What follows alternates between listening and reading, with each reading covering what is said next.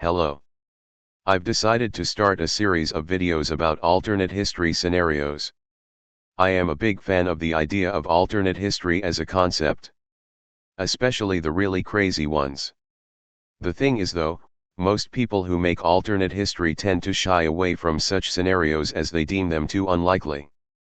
But all alternate history is unlikely the more you think about it.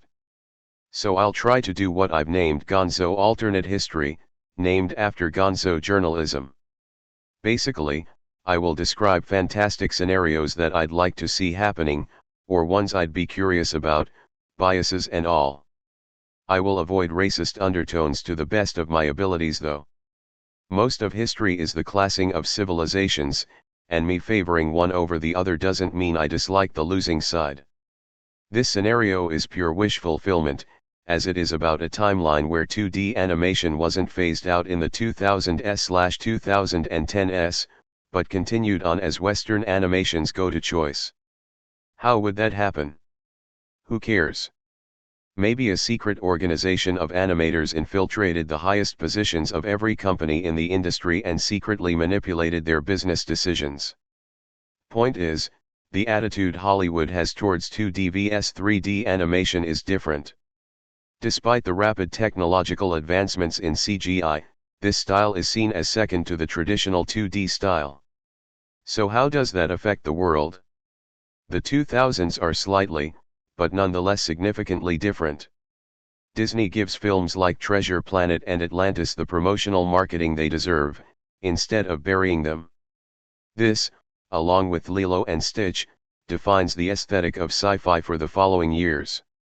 An emphasis on creature design and retrofuturism elements creep their way into the mainstream. This influences other creators to do the same. Also, since all three were original ideas, studios shift their focus to those, instead of remakes and sequels. Where the Disney of this era redefines sci-fi, the DreamWorks of this era redefines epic fantasy. As they shift their focus from Shrek-style satirical comedies with pop culture references, into Prince of Egypt-style high-budget artistic retellings of old myths. Other biblical stories are also adapted into animated films, including Samson, Noah, and Isaiah. Greek myths like the Iliad and Odyssey are also adapted in a similar manner.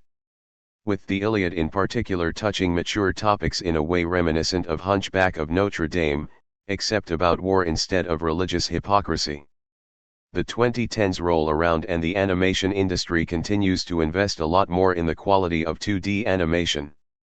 Movies like Frozen, How to Train Your Dragon, and Zootopia, are all made in 2D, and with a style far more reminiscent of their concept art. Animated TV shows are also thriving, as creators like Alex Hirsch and Rebecca Sugar are given more creative freedom by the studios, leading to their already stellar works being even more true to their respected visions.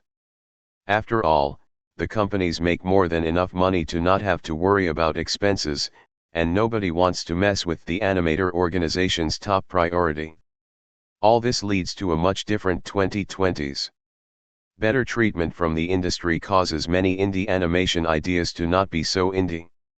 This means that some of the shows we now watch on YouTube, we would instead watch on various streaming services. Unfortunately, it also means that we lose other ones altogether. Shows made by frustrated animators about how much they dislike the industry that screwed them over will probably not exist at all, as those animators were never pushed too far. Other than that though, animation is still mostly doing better. Other countries follow the example of Hollywood and prioritize 2D animation over CGI. K-pop Demon Hunters is in the style of traditional anime, which fits the expressions of the characters a lot better. The anime adaptation of Scott Westerfeld's Leviathan is animated in the Treasure Planet style, with people and animals being 2D and machinery being CG. Asia movies take a more stylized approach, inspired by ink paintings and action hero comic books. And we've reached that alternate present. Not much of a deviation from our timeline, but I really wish animation looked like what I described.